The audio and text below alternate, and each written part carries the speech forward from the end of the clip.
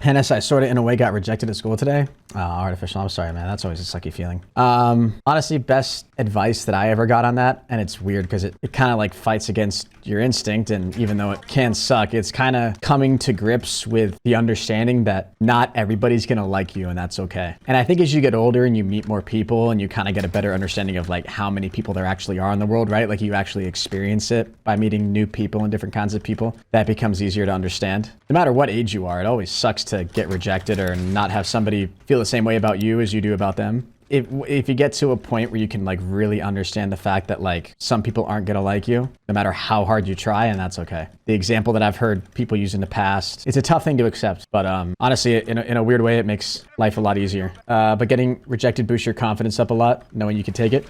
It gives you thicker skin, for sure. And then rejecting other people will also kind of, boost your confidence. It's why anybody who's pretty usually has a lot of confidence because they can do whatever the hell they want, Just be yourself, and I guarantee they will find you in the most unexpected time. Everything happens for a reason. Yeah, meet people in weird ways. So I feel like that philosophy of like understanding that not everybody's gonna like you, and also knowing that there's a lot of fish in the sea, right? And that goes both ways. I hear a lot of guys use that phrase when talking about girls, but obviously it goes both ways.